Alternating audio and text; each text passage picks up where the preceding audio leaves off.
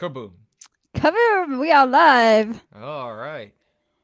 Hello, everyone. Welcome to my channel. I have a special, fun, impromptu hangout Who chat came in?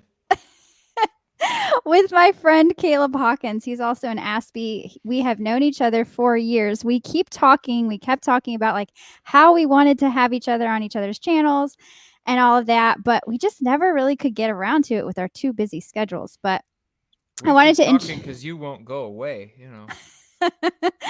I know. We've just been friends forever and it doesn't seem to like be something a friendship that can just kind of like be gone.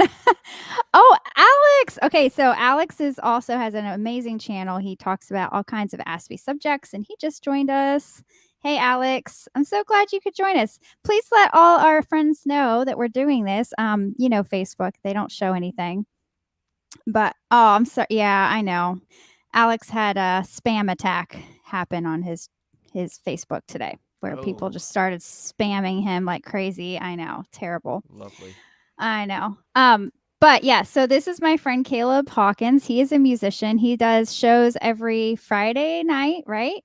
At 8 p.m. Every Friday Eastern. night, 8 p.m. Eastern, 7 p.m. Central, and I don't know what time it is on the West Coast. Right. Can you see comments, Caleb? Are you able to see the comments that are coming up here? Yeah. Okay, yeah. So Alex got spammed with 8,000 people friend requests that just like kept coming and coming. And yeah, it just was nuts. So I Wow. think we're working on fixing that right now. And let me guess, they were all like financial advisor bots or something like that.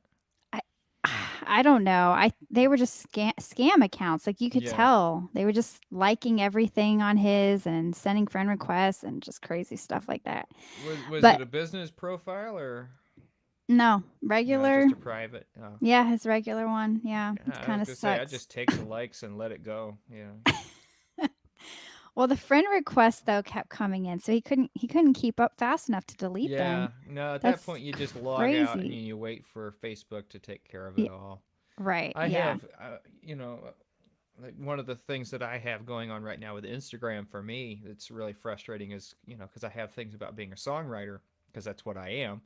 And like as soon as I post that hashtag, like immediately I get at least like 3 to 5 comments of promote your thing on such and such page. It's always like some record label for rap artists, and it's always it's.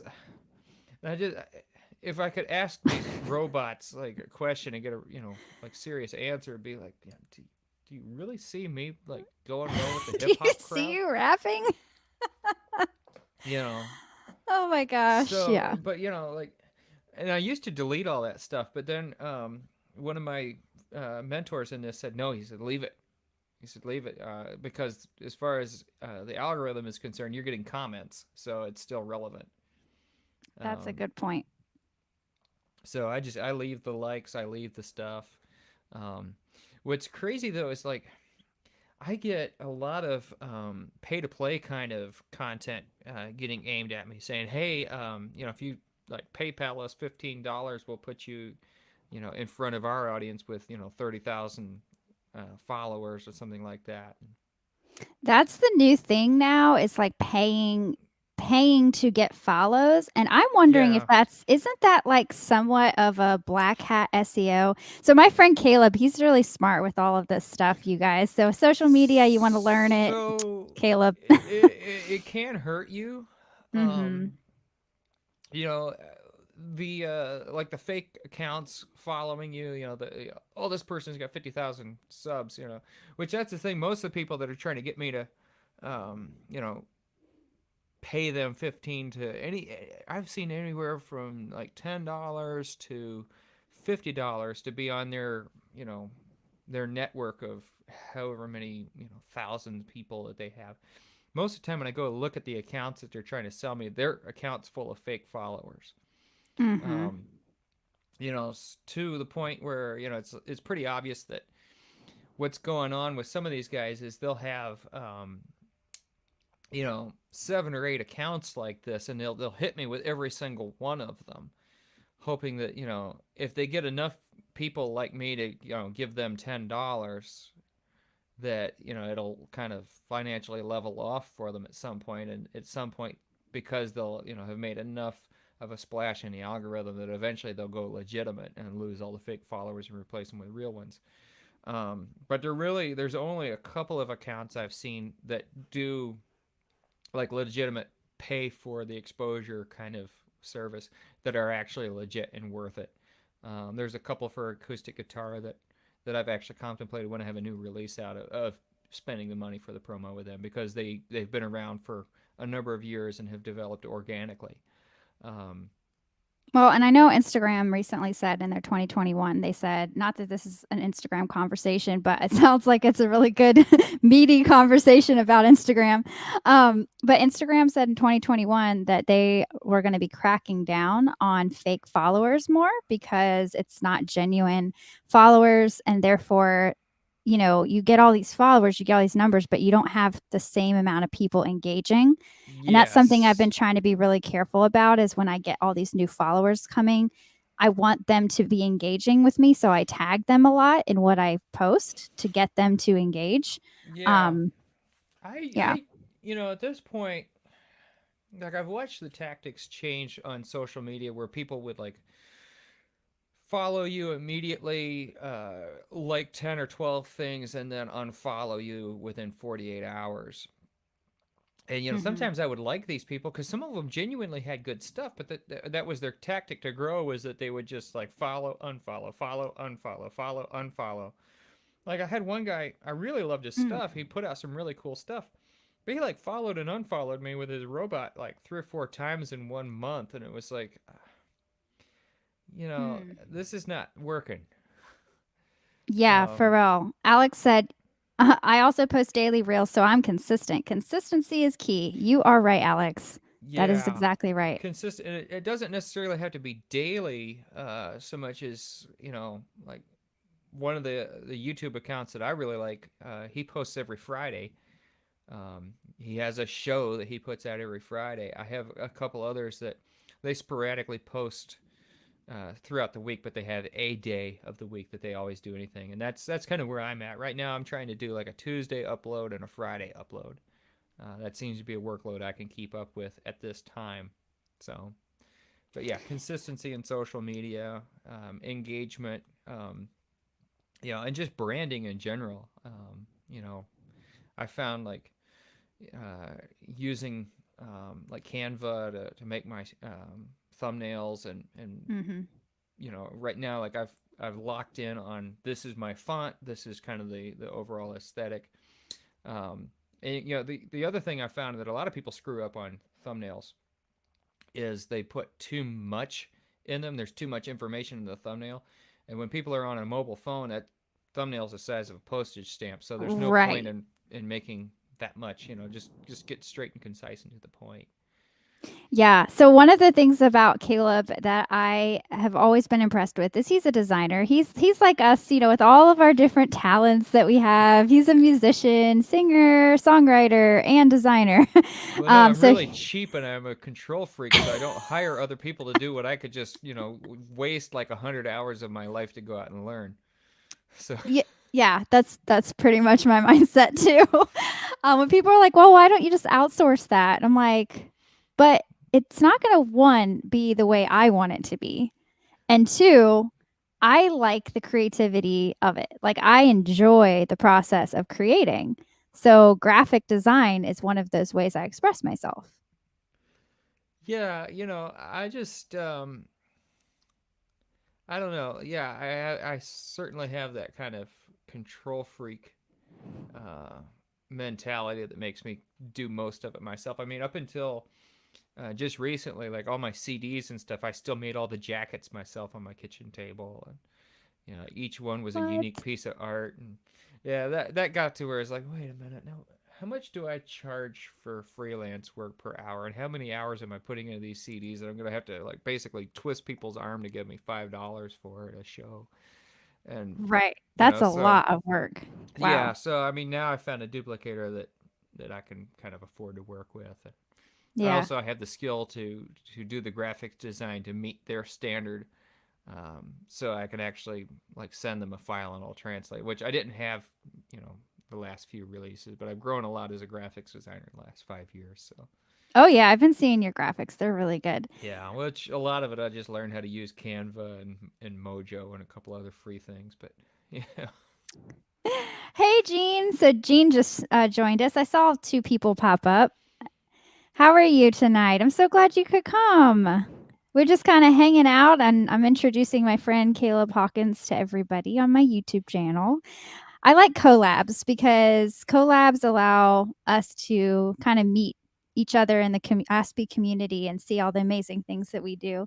Um, so Caleb, okay, so I want to share. I want to like you for you to highlight one of your favorite because I know you have so many guitars. What is your favorite guitar? I know you have all kinds of stuff around you right now. This guy has so many Yeah, they're all instruments. just out of frame. Of Talk about a special interest. of guitars. Um, get this one here. This one is a Martin D28. It's very old. In fact, there's some question about just how old it is. It's got parts that seem to be maybe from the 1940s through the 60s, and then it's got some stuff that I think maybe a guy kind of built in his garage. Um, I kind of looked into this one in 2008. I had known about it for a couple of years before that. I think my first encounter with this was probably like 2006, maybe.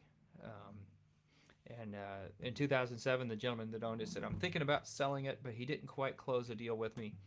And then the following year, he announced he was selling it, and I had to scramble.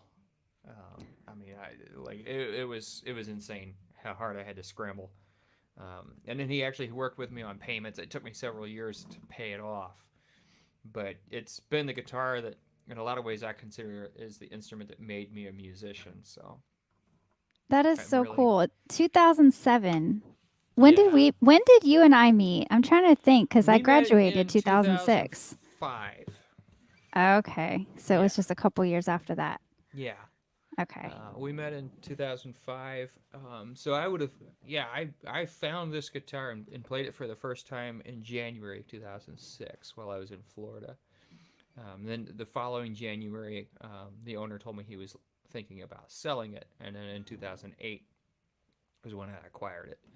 Um, so it's a really it's a special guitar. It's kind of got a lot of age on it. I don't know how much the camera is picking up. There's a Yeah, lot yeah, of you can see the patina. age. Yeah. Yeah, it's kind of, it's kind of beat up. It's got a rosewood back and sides on it. I call it character when it looks like Yeah, that. yeah. Um, you know, I honestly, if this one didn't have such kind of a questionable provenance, its history and everything, for me to buy essentially what this guitar really is, like if I just were to walk into a vintage guitar store in like Nashville, Tennessee, 50, $60,000 probably to buy the, Wow. like the real thing. I paid uh, about, all said and done, I've got about $2,500 in it. So That's um, incredible. So yeah. another thing with my friend Caleb, oh my gosh, he is the master of wheeling and dealing. I thought I was a great bargainer until I saw the kind of instrument turnover that he can do. Whenever he wants a new instrument, he just says, "Oh, I'm just going to hawk off these three, instruments and get this other one that I really want." And he just like he sells it so fast. It's amazing. It really is a gift and a talent, I have to say. Well, you just have to have stuff that people want. Yeah, but I have stuff people want. People don't buy my stuff. They look at it and they're like, I can get that elsewhere. Yeah, well. But you have a gift. You really do with What are that. you selling? Are you selling phones or are you selling guitars? Because guitars are a lot more personal than like electronics. I mean, I've tried to sell electronics in the past. I've tried to sell clothes. Basically the stuff that people sell, furniture. Yeah, That's I the could thing. sell everyone else's stuff. I I had no think problem that with that. something about guitars, because a lot of Mhm. musicians have an emotional connection with them, and because each one's unique, you can Mm. kind of, I mean, unless you've got, like a very like run of the mill production model instrument or something like that. Most of the time, you can be like, there's just not another one like this. If it's an iPhone 8, how many millions of those are there out there? And there's a lot more competition. But when you have It's something true. people are going to make an emotional connection with, and something that's not a like financial ticking time bomb where the longer that they just wait you out, the less it's worth. Right. Um, and that's been you know like I've got a computer on my desk right now. I'm building, kind of building up to be my streaming machine, and Mm. it's when it came out, it was like I think $1,500 or something like that, and I basically I'm gonna have about $70 in it when I put the new hard drive in it because I got it for free. It was supposed to go to the recyclery. Um, Oh, wow. Electronics are such a horrible investment, and that's kind of I think that as creators, we get like so caught up in electronic gadgetry, all these tools and stuff that we need to do our jobs, and they depreciate so fast. Anything that has a USB port in it Mhm. is just going to plummet in value within the first 5 years of its life. Right. Um, Well, yeah, that's why I invested in like the bigger stuff. Like the yeah, Scarlett interface that I have this running through right now and the Sennheiser E835 that I have here. Like I started to realize that I needed like, talking to you and learning a lot about technology and equipment and stuff because, we can do that for hours. Um that's our special interest shared together. for But I sure. started I started to like really look at my equipment and be like, okay, how can I up the ante on this? Like how can I get better quality items that I'm going to be able to say these are going to last me a long time. Yeah, I mean, you know, I got really lucky. I did some work, and part of my payment was I got this flagship MacBook Pro in 2019. Um, and it's a powerhouse. I mean, it was the flagship machine that Apple made at the time it was out, and it's gonna hopefully hold up for several years for me. In the meantime, like I've got friends who are telling me, well, you could have gotten a PC for $500. Yeah, well, I would have gone through, 8 or 10 of those in the span of time that this thing is going to keep Truth. working. So um, is it going to plummet in value? Is it already worth only maybe 2/3 of what was paid for it, and that was a pretty significant you know four-figure price drop? Yes, yeah, for sure. Mhm. Um, but it's a working tool, and it should hold up for a good long time, providing I don't drop it down a flight of stairs or something stupid.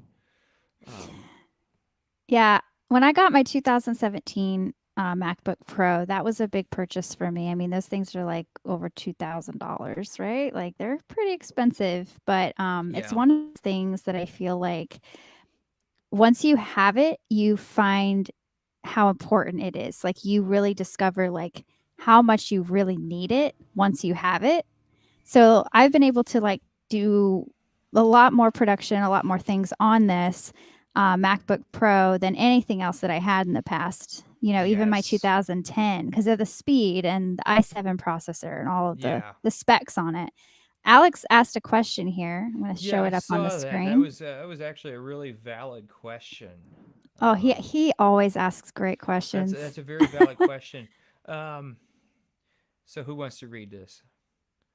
Let's Um, see. It's right. It should be on the bottom. Can you see that? yeah. Why don't you read it and I'll answer it? All right. So it says, Caleb, how much of a factor is it to know the big names in the industry? Do your odds of success go down if nobody knows who you are? Um, I saw that question and immediately started sparking some questions in my own mind. Um, one of the best pieces of advice that I got starting out was from Ashley Peacock, who said that it's not a matter of what you know in the music industry, it's a matter of who you know. And to some degree, I believe that's true. Um, I I think anymore. Well, like my friend Kyle, he's well known in the music industry in a certain circle. He's played with some of the biggest names in music. Um, but I kind of question, like, if you talked to anybody outside the music industry, if they know who he is. Um, I don't know if you need to necessarily be on like first name basis with big superstars and be able to name drop all these different people you've got in your contact list or something like that.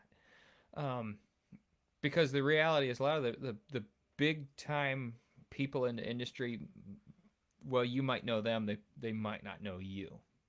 That's a really Um, good point. what I would say is connect with anybody that you can. Be careful who you get involved with too intimately. But that's pretty much universal no matter what you're in. Mhm. Um, as far as like getting to know the big names, um, some of them are a lot more accessible than you would think. Social media has really leveled the platform out.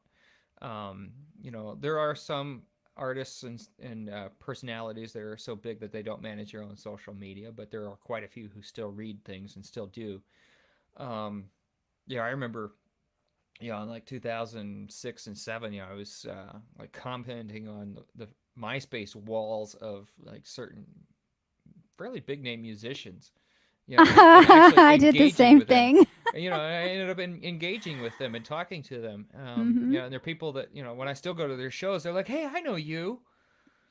Um, That is so cool. so I mean, um, I think that not necessarily knowing the big names in the industry, but um, knowing people who are connected in the industry.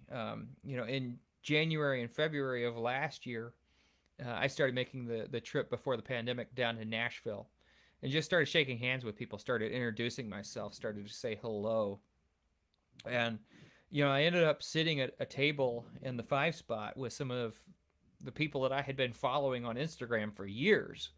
They just all happened to be there hanging out, and I ended up talking to them and you know just kind of, I don't know, just wound up in that circle, and they decided that I was one of them now. So, um, I think that social interaction in the real world is very difficult right now, but I think that's more important in a means to connect with people, and having that genuine, sort of empathy for people, Mhm. because especially in the entertainment industry, there's a lot of people who they want a piece of your brand, they want a piece of the action that you've got going on, but they might not necessarily actually care about you.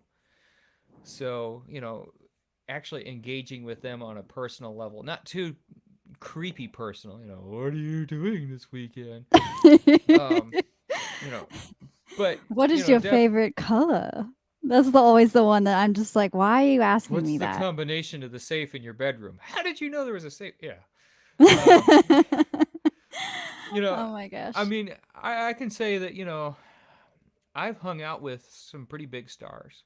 I did stagehand work in Ohio before I moved up here, and I worked some pretty big stages with some pretty big name acts, and I got to shake hands with and get autographs from some big people before there was such a thing as a selfie. Um, and those people still don't know who I am. I'm just some guy they met on the road 16 years ago. Um, so the Right, reality, but the impact that it has on us, like, when we get to yeah, see somebody who's a big person, you're like, yeah, "Okay, I'll remember you," like but you just don't have any idea who I am. well, yeah, like Charlie Daniels. I met him. He Mhm. was, an incredible performer, an incredible gentleman, um, great Christian. Um, I'm pretty sure, yeah, he probably didn't remember me after the end of the night, after the tour even. But, um, his impact on me as a professional was profound. And, the lessons that I learned from watching his crew and his show and his band and everything that night will stay with me for a long time. Okay, we got another Alex asked question. another Alex one. has great questions. Okay. Obviously, with music, the sky is the limit. And that's the same with YouTube. As someone with autism, that can be very overwhelming. And it is with me. How do you deal with the potential? Oh my gosh, that's such a good question. I want to answer that one too, I'll because, cross that bridge when I get to it. yeah. I mean, so far I've had such a minuscule amount of success that I wouldn't really worry about it. You know, I've only had a couple of times when I got overwhelmed. Um, and I've really only had a couple of times that kind of set me back and made me like sit and ponder what just happened. Um, for the most part, I mean, I'm finding it at this point with music that it's so hard to sort of rise above the noise. There's so many great artists out there. There's so many people on social media clamoring, going, "Look at me! Look at me! Look at me!" Mhm. Um, you know, at this point, um, I find there's so many people doing the exact same thing that I don't look around at the competitors for ideas too much. You know, because I feel like right now, especially you know, in the roots Americana folk genre that I'm in, that it's become so homogenized. You know, I actually, me and a few friends call it genericana because it's just so That's much great. alike. Um, That's so true. I just kind of, you know, at this point, I blaze ahead and do something that interests me. Um, I still listen to a lot of music. I still listen to a lot of, you know, the people that I would consider to be, you know, in my genre, but I don't necessarily look at them as the blueprint of how to do the same old rehash thing every time. Um, there's some few people here in Indianapolis that if they were watching this right now would probably be kind of mad, but because I'm basically telling them they're not as much of an influence as they think they are. Um, Oh, I love your but you know, frankness. I think with the music industry, the sky is the limit if you have low standards or if Mm. you are willing to play by other people's rules. Um, there will be a certain amount of limits if you decide, you know, like for me, I've turned down record label deals because they were just not good. Or I've turned down positions in bands because I didn't want to play the music that that band was going to play, or I didn't morally agree with, you know, the content of the catalog, or um, yeah, I didn't want to play in a band that was all about alcoholism. Right. You See, know, that's like one of the things that I've loved about you, Caleb, is that your integrity while playing in the music industry is, you it's know, that rare. is something important and it is rare. Yes, it's rare because a lot of people want to just do whatever they have to do to get famous and whatever they, are told to do, like bark like a dog. Well, then they bark, and it's like that's one of the things that I've even faced, like Oh, in it's answering this insane. question, Alex. Like this one speaks to me too because how do you deal with the potential, right? Like let's just say that like a song, or something that me or Caleb are doing just takes off and we're suddenly like surrounded with all of this overwhelming sensory experience of all these people and um that's going to be something that like you said, Caleb, like that I will cross that road when I come to it, but I also can't let the fear of potential stop me from doing what Yes. I'm doing now. And you and I have had these conversations that's, before in the Well, past yeah. I mean, about this very I thing. have an artist that I'm producing a record for right now, Mhm. and you know, one of the questions right off the bat was, you know, how do we license all this stuff? How do we copyright it? Blah blah blah. Like worrying about all this legal, you know, ends and outs of stuff, and it's like Yuck. you haven't actually made anything to legally fight anybody for. You know, Mhm. you don't have enough demand. Like the man, the big record machine isn't gonna rip you off if you don't make something. So if you know, if you're worried about getting, you know, screwed over by the system, your best protection against that is to just never put anything out. You're right. You Yeah, know, that's the mindset that we have to get over. you miss 100% of the shots that you don't take. Mhm. So that's something that you know, that's become kind of my battle cry right now. Is like if you want safety, stay home. Don't do Mhm. anything. Don't make that social media post. Don't create that video. Don't write that song. Don't perform that show, because that's the safest way to protect yourself and keep your artistic integrity intact and all that fun stuff. Cancel culture right now is showing that you're not safe even in your own neighborhood. Yeah. I mean, Morgan Wallen, apparently he had an unfortunate mishap and got cancel cultured by the establishment. They took him off of Spotify playlists, all the radio. His label basically dropped him, and all of a sudden he became the best-selling artist of 2020 or 2021 rather. Um, so at this point, he was so established when that happened that it's become bad business to not continue to do work with him. Not everybody else is going to have that opportunity, but I think there's going to be kind of a counterculture backlash of, oh, cancel culture try to take somebody down, so let's raise them up and counterculture to that. It's kind of like how rock and roll started out as rebellion. The Yeah. most rock and roll thing right now is to see if you can get the big machine to cancel you. You got big enough to actually be cancelable. So, Oh my gosh.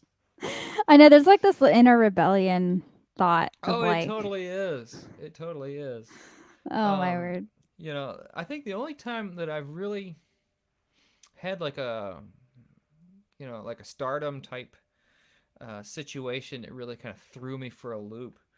I was moving out of Indianapolis. I was sitting in a coffee shop in Nashville, Tennessee. Maybe I think I might have actually been in Franklin, Tennessee. Um, but I was in a place where I didn't know anybody. It was just me and my buddy Nate. We were driving across the country because I was moving to Florida, and we're sitting there having a couple of lattes and just kind of riding out 5 o'clock traffic before we hit the interstate and headed to Alabama for the night. And this lady walks up to me and she goes, "Excuse me, are you Caleb Hawkins, the folk singer?" And I'm just kind of like, here I am in Nashville and I'm looking around going, I don't know That anybody is so here. I don't know cool. this person. And it turns Yeah. out she was on vacation. She was from Indy. And she had never actually seen me perform, but she had liked my or how was it? She friended me, however MySpace worked way back in the day, and Mhm. had kind of followed my career, and it had followed me somewhat on social media to different platforms, and would see posters and stuff around town when I played shows. But she like worked evenings or something like that, so she never actually got to see me perform. But she was familiar with me as the artist, and my brand and my image and everything. And so she knew who I was, and as she sees me in Nashville, she got all excited, like maybe he's going someplace, and maybe he's going to a bigger stage. I had to tell her, well, actually, no, I'm just goofing off in town here and playing guitars I can't afford before I move to Florida. Like I'm leaving. Um, Yeah. Oh. but that was kind of weird, and but what that Mhm. did though was it did validate me that I needed to keep creating content, Mhm. because at the time, like, I was maybe drawing like 5 or 6 people to a show when I would perform somewhere. But that there were people that were looking at it, and there were people that were watching my every move on the internet that I put out, and it kind of encouraged me to keep pushing forward and keep doing things. um, Mhm. but it was kind of off-putting to meet somebody in real life who apparently was an avid fan. I just had no clue. That is such an um, interesting experience to be on the other end of that, for sure. yeah. Um, so I one of the things that I have to say, like, you've always pushed me personally into my creative zones, because I remember, like, even back when we first met, you were always like, you should be singing, you need to be on stage, you need to be doing these things. And I don't think I I just would thought you were have. cute. Huh? What'd you say? Well, back then I was something. I was something back then. um, Yeah, yeah, yeah. you've So, inspired oh me a boy, lot too. we're going in there. We're going We're there. going there. We're going there. I knew you would bring this up. So yeah, Caleb and I, we used to, I guess, Aspie version, homeschool version of date. It was It was like dating, but courtship. it was a courtship with the parental involvement. I didn't even have a driver's license yet. We yeah, bless our hearts. Oh, But yeah, but I think what we really connected on the most was the fact that we were both Aspies. And when I look back, I'm like, oh my gosh, that's totally what it was. Cause like we were all about the music. We were all about being on stage together. We were all about playing, writing songs together and all these different things. Guys, this is the life that you did not know about. This is the secret life of Rebekah. But we yeah, just until got your daddy along. thought he was God and I didn't. It was pretty good Oh, oh show. my gosh. Oh my gosh. Oh my word. But yeah, so there was just like this connection with music and singing and all these different things that were creative around creativity, and we inspired each other. Like when you were playing guitar, that helped me want to get better at what I was doing. Like I wanted to get better at playing guitar. And I wanted to get better at songwriting and writing. It really helped me with my writing too. So I have a lot to owe to you, Caleb, for who I am today. And I know Yeah, you said that I inspired you too. I don't know how I inspired you because I feel like I was just that kid that was just like sucking up all your knowledge. But yeah, some of it was pure angst to get over the impending breakup that happened. yeah, it wasn't a nice It wasn't story. pretty. It was messy and whatever. But It couldn't keep us away from each other though, because like we both because like you wouldn't go away. I know, right? Like because I knew that there was greatness and I was like, okay, I want to see you do well. I didn't want because of my craziness of my family and everything. I didn't want that to like stop us from being able to pursue what we were good at. Because I saw that you were good at music, and I was like, I'm not going to be responsible for you coming crashing down and losing your gifts and losing your abilities. Um, oh, look at that! Look at that! Alex wants to add you to the Aspie YouTube group chat. Yeah, I'm on there. You can find me on all social media. I think my name actually on here is my handle for Instagram. You can private message me there, or you can probably find me on Facebook through Rebekah. So Yeah, actually, I'll look up on Instagram really quick and grab your link, and I'll put it in the yeah. Well, actually, I comments. can just put my link tree. Um, Oh, okay, yeah. Can you do that? There yeah, you let go. me see here. So Alex has been If doing it'll. collaborations to help us all grow. That's one of his really big things that he's doing right now with his channel is that Oh, let me he's log in. doing monthly, once a month collaborations to kind of introduce each of us creatives in the Aspie community. So yeah, so we're doing a massive collab. I Is it on the 17th? Oh yeah, the 17th. That's right. On what day is that? It's a holiday. Why I'm blanking. For whatever St. Patty's reason, Day. St. for Patty's Day. sorry, for whatever reason, I'm having a problem with Linktree and Firefox. So I had to switch over to Chrome real quick here. Okay, yeah, no, you're fine. But yeah, so he does collabs and he has one coming up on oh my gosh. Where St. do I? Patty's Day. I can't think straight. So St. Patty's Day, we're gonna be wearing green. I'm gonna be on that one. So if you want to join us, that'd be awesome. Okay, why is chat not working? I can't actually. Do you need me to grab something for you? Yeah, why is it not? Well, while you figure that out, so yeah, one of the things that I think one of my favorite things that when we met, like I didn't even talk about how we met. Should I talk how we met? You can if you want, yeah. Okay, I might as well. All right, I just sent you We, my link tree through Facebook Messenger for whatever reason. StreamYard's not letting me chat okay. on Firefox for some stupid reason. That's so weird. Okay. Yeah. Da da da. So we met at the Appalachian Festival at Coney Island in Cincinnati on the last day. Which that's looking back now, like that was probably like Aspie overload because I had been there since probably Wednesday or Thursday. Um, you know, Dealing with the general public at the rate of about 10 to 15,000 people a day. That's so many people. Oh my gosh. By the time like Sunday rolled around, I was pretty much just socially burned out and ready to just go home and live in the middle of nowhere and be left alone and you know just not Sorry. deal with people. Um, And here comes Bouncy. well, yeah, I came back to where our booth was. I had been out playing music with like Uncle Mike Carr and some of the different musicians that I played with out there. I came back to the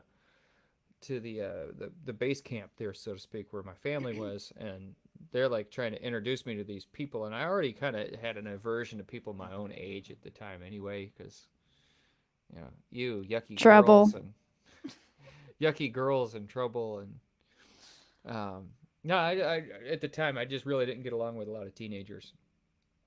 I didn't particularly care for youth groups too much. I was kind of the outcast freak who didn't like football, so I didn't fit in real well. And so here's my parents trying to introduce me to you and your sister, and it's just like, go away. Like I'm And done. oh my gosh. Another guy that was auditioning me to play in a band comes bopping up, and we're supposed to like play some tunes down or something. And so we started playing some music, which was about the only way I could still cope was I could still play music. Um, and that kind of struck up a conversation, and then I think email addresses changed hands, and good old MSN Instant Messenger, and Oh, back in the day, man. Back in the day. So, one of the things that I noticed about you, so like right away, was that you were dressed in like your, um, what is it called? That's the period that it was of the so clothing. that one, I was probably going for like a 1890s, 1880s, 1890s period Yeah. correct clothing. Yeah. Yeah. So, you were in your period correct clothing, which intrigued me because I love history. And I was like, okay, that's pretty cool. I always loved festivals like Yeah, that. you just had a Laura Ingalls fetish is all. That's Yeah. all it was. I was watching a lot of that actually, Little House on the Prairie. Um, but no, I saw you playing the fiddle, and Yeah. I love the fiddle sound. Like I love the fiddle music. I've always loved that folksy sound, and it just like drew me in when I saw you playing this because I had never seen a person my age playing the fiddle like that, dressed in period clothing. It was just like a whole experience, and I was like, I've got to meet this person. This person is awesome. But yeah, Yeah. teens, hormones. Yeah. I honestly have no regrets. We were pretty innocent about it all. I mean, Yes, we were. I still remember It I was had moved up cute. here. Um, you know, Basically what happened was we got really close, and it was looking like we probably could have gone somewhere professionally. And that's Mhm. when the control freak that was your father at the time decided to step in and put a stop to everything. Yeah. Um, it got ugly before. I mean, like, Yeah. um, Unfortunately. but But it worked out. It yeah, was it as worked it was out. I mean, supposed we're to. we're both still alive, and we're still sucking wind, and it's still good. So, um, you know, uh, I remember I moved up here to Indy. You know, Shortly after I moved up here, our relationship had ended, and like the following year, um, I started playing more shows. It was right before the gas prices really really hiked, so I was driving my van around playing shows all across the state of Indiana, and I got booked at some little Irish pub in Covington, Kentucky.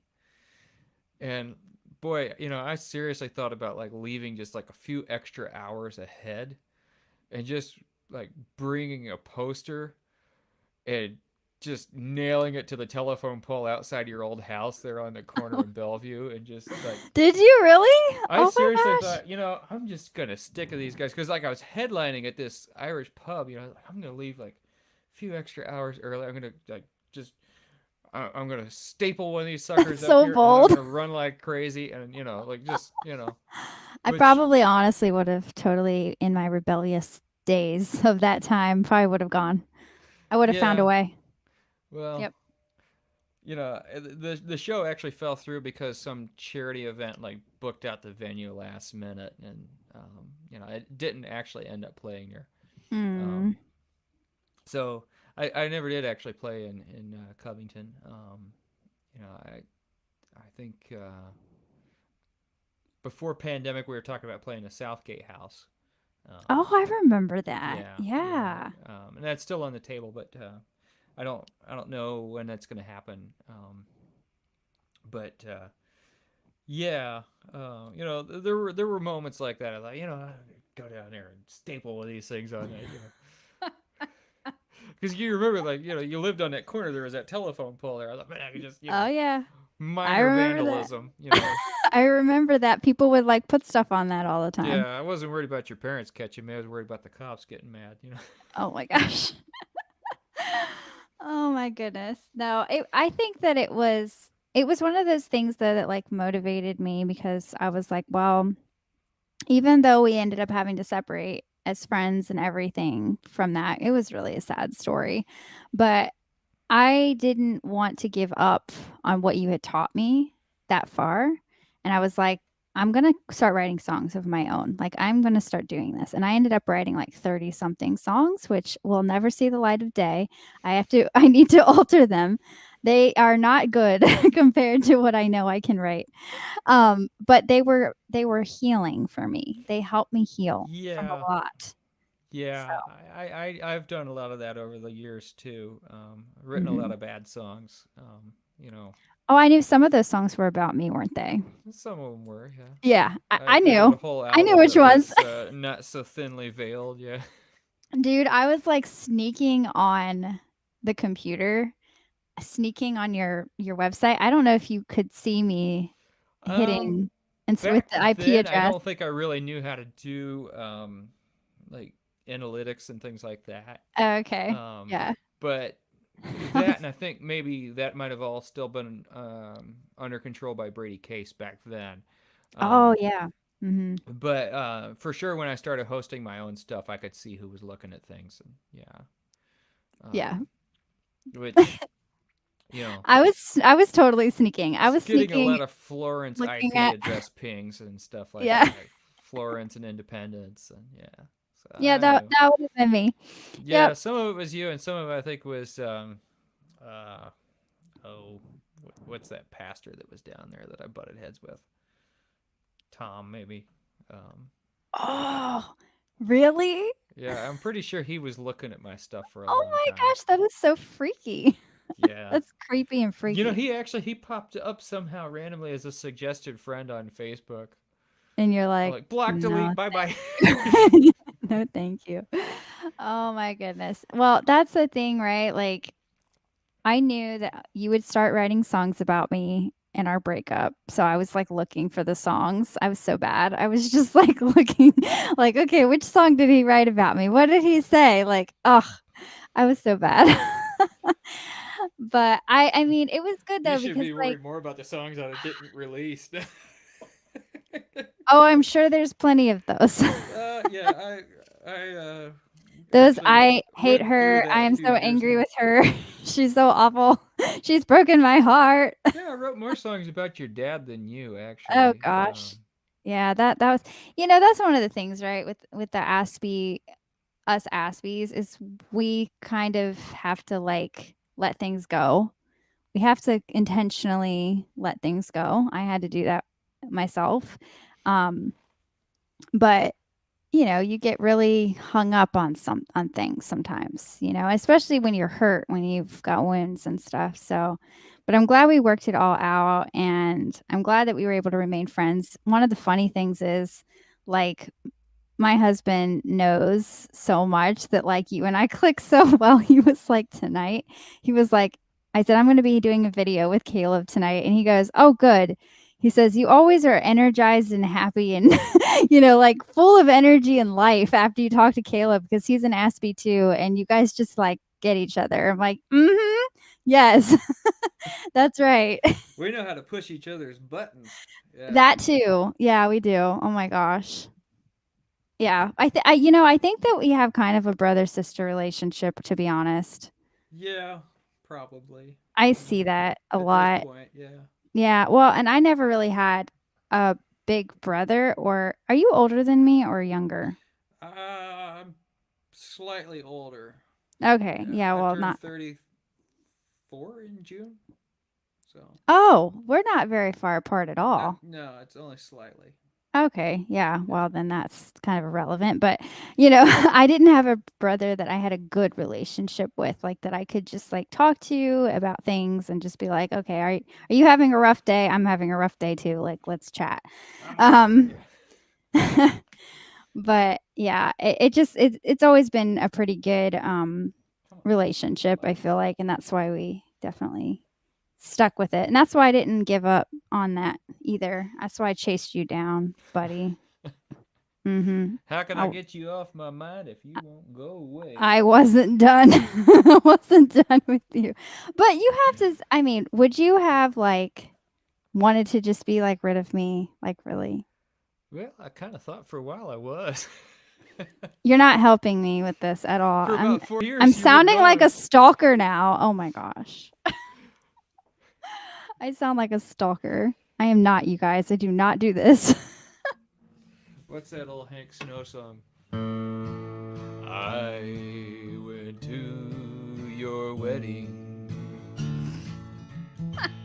The band, they were playing.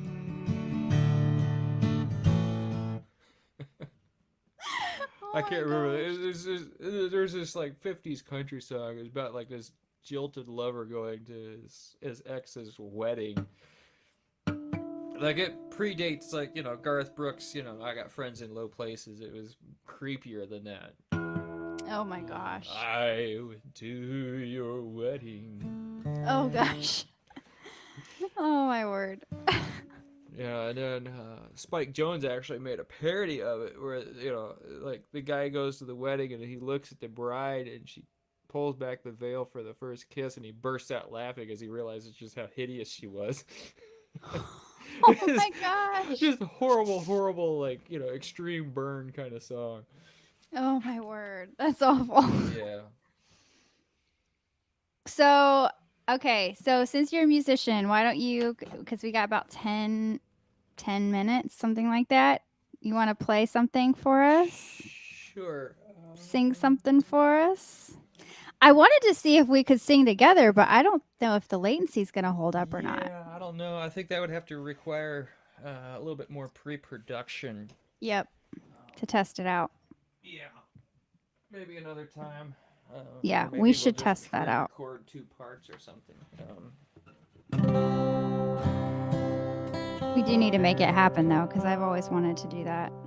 Well, pre-pandemic, I was planning on coming out to Virginia. I know. And you know what? My church was so ready for that too, because I told my worship team about you, and they were like, "Oh my gosh, that would be so cool to have like a concert out here." And yeah, then stupid COVID had to come and ruin it all. But hey, the next location that we're going to be is going to be near the beach. So you might actually like, I mean, we are near the beach here too, but we're going to be really close to the beach, like the really nice beach. So you could come out to that one. Florida? It's not Florida. No, we're supposed to be, it's not official yet with paper orders, but it's supposed to be North Carolina. That's where we're going next. I could do Carolinas. Yeah, I could do Yeah. Carolinas. I got North friends. Carolina is nice. I got friends out there. I need to actually make it out to the Raleigh-Durham area to see Be some folks about out 3 there. to 4 hours away. Yeah. Not too bad. We're going to be in the southern part of Carolina, so right by the beach area, Camp Lejeune. So one of the things that I kind of learned how to do, as I had some wrist pain the last few years, I learned to play in a lot of different tunings that aren't standard guitar. And so this is a guitar that's tuned to an open C tuning, so it's an open chord when I just strum it open. And I've since gotten some massage therapy and some healing, and I'm back to playing more more aggressively with my left hand. But this is a song I kind of wrote in that period, and I still like it. It's called Run.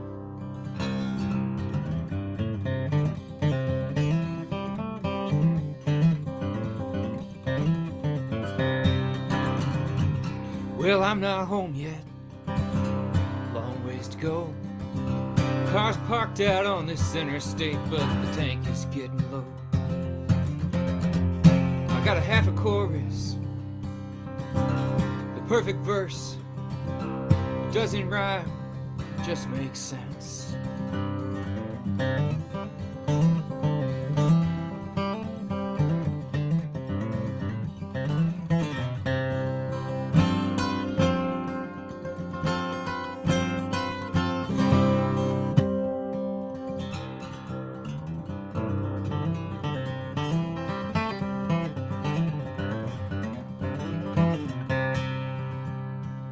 Painters paint, poets write, lovers love, and liars leave.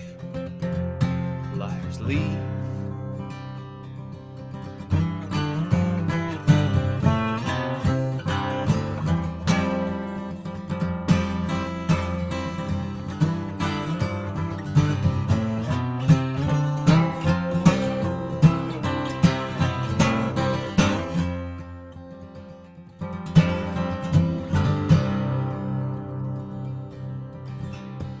They say in life, we're only just as good as our regrets. I've got a few. I've got a few.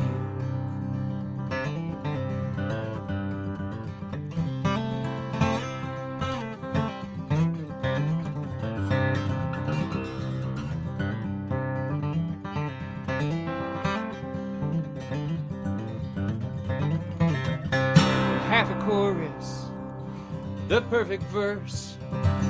It doesn't rhyme, just makes sense.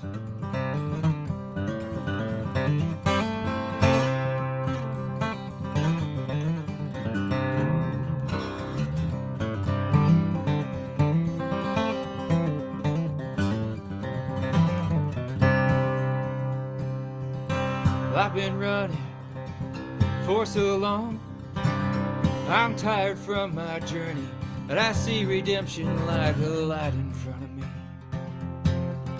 Like a light in front of me.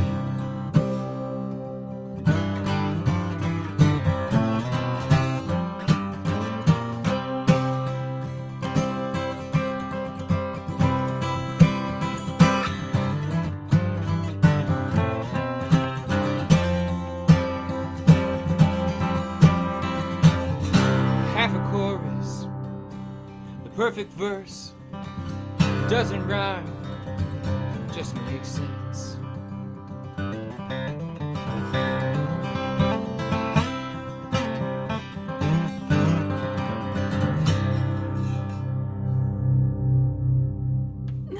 Yay! It's so good. Oh my gosh, and you wrote that. Yeah, I wrote that stuck in traffic on Highway 70 coming out of Indy.